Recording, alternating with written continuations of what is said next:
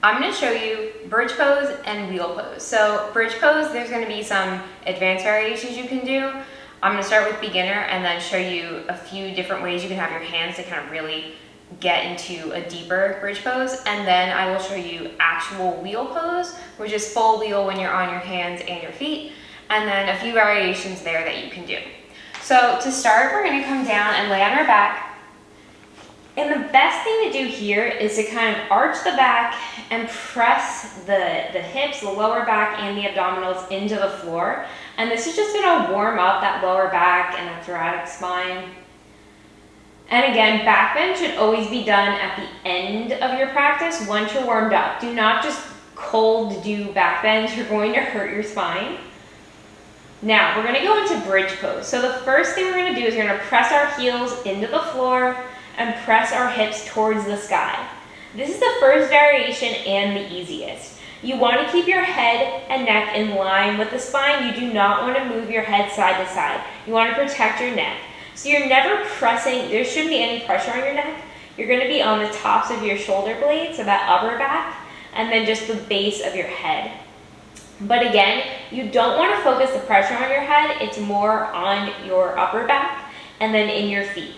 Now the two other variations here to get a deeper stretch is to grab the ankles. This you'll find the deepest stretch because you can really use your hands to press those hips up towards the sky and then towards your face because they're going to go up and forward. That's where your hips are going to go. So up and forward so you can kind of almost get that back straight.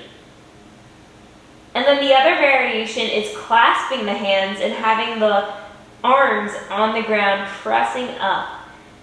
So your arms are doing a little bit of work here. They're pressing those hips up.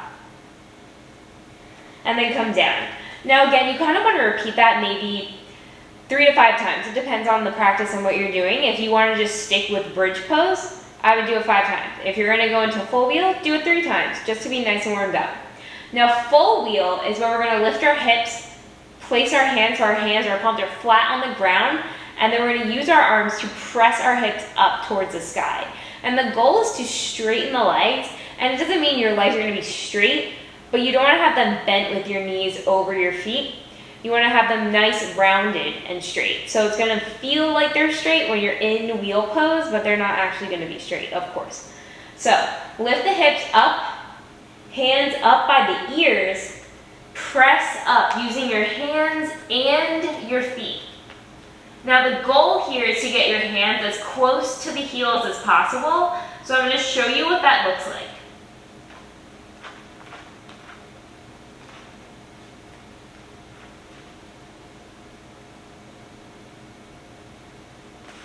And then you can kind of stretch that out a little bit. Other variations you can do here are lifting one leg up towards the sky. Foot is flexed, so you can really straighten and strengthen that leg. Your bottom leg is strong. Switch to the other side. And again, you want to hold this maybe for 3 breaths.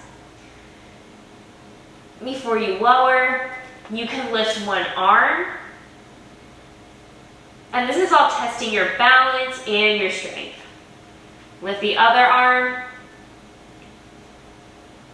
You can test your balance by lifting both hands.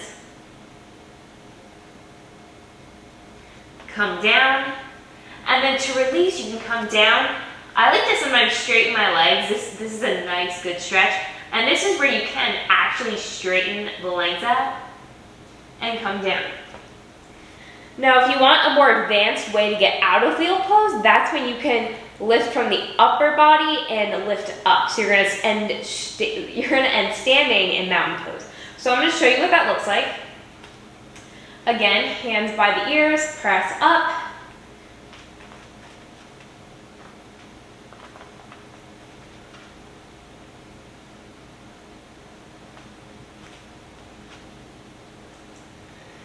And you should just be able to use your core muscles to really lift up and over. Now, obviously, that's going to take a lot of strength. It's not just flexibility there. It's all core strength because you're using your abdominals and your back muscles to lift yourself up. So that's something you can work towards. Now, again, so you want to start with bridge pose. nice and easy, warming up that lower back. Do some bridges before you end up attempting wheel pose, and then there's different variations within wheel pose that you can do to build strength and to really build that flexibility. So as you get better, you're gonna be able to have your hands closer and closer to your feet and really stretch out that back. And then again, different variations to come out, so you can straighten the legs and simply lower down to the ground. That you should lower down to the ground if you're gonna do more wheel poses. So if you have like 3 planned, you can lower down, and then your last one, once you build up that strength, you can just stand, lift your body up and end standing.